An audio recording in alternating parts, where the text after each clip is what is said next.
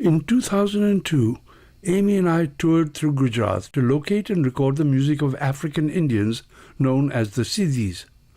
We found them in more than 20 locations, ranging from small villages located in forests where they were the dominant majority, to large cities like Ahmedabad and Vadodara, where they were barely perceptible minorities. They had come to India many hundreds of years ago as entrepreneurs, soldiers, and not least of them as enslaved Africans. In India, they'd been discriminated against, and to this day, most of them are non-literate and often unemployed. Although their socioeconomic conditions were of some concern, our research was focused on their music, songs, and dances, especially as they related to their religious rituals.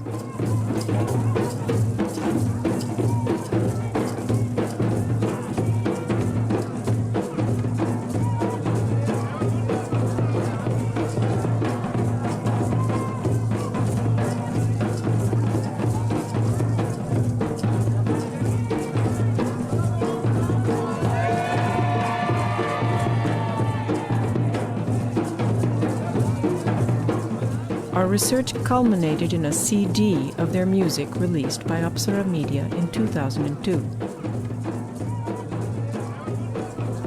We were excited to discover that they still had instruments that must originally have come from Africa, since there were no counterparts in India.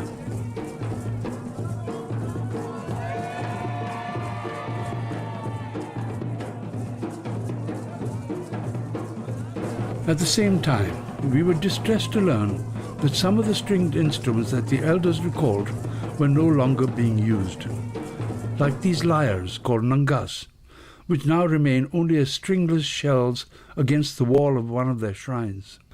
Another, the Malunga, a musical bow, was evidently fast on its way to disappearance. We could locate only 10 or so, and all the performers were elderly. These two were virtually blind and hardly able to walk. We felt that the situation was serious enough to warrant our intervention, and the Sidis agreed.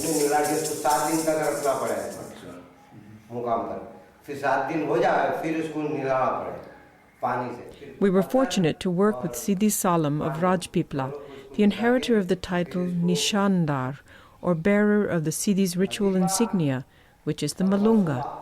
He was not only one of the remaining active players of the instrument, but also knew how to make them. So we commissioned him to make a dozen or more. Together we decided that the best way to introduce the younger generation to the instrument was to hold a camp in which Sidi teachers could interact with the youth and expose them to a live-in experience of the Malunga. Here again we were extraordinarily fortunate, as Mr. Dhanraj Malik, who owned a desert tourist camp in remote Zainabad, offered to put up a large group of participants in such a project and to provide food for all of them at his own cost.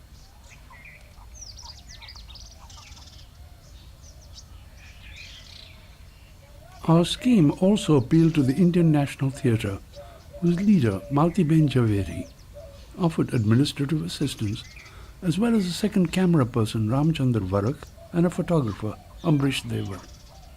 We sent Abdul Hamid Sidi, our research assistant in 2002 and occasional camera person, to return to the locations we had surveyed together, and to select and recruit the teachers and students to participate in the camp, offering full expenses and daily pocket money as we had proposed. This film is a brief record of the week-long Malunga camp. We met in the dining area on the first day to discuss the project.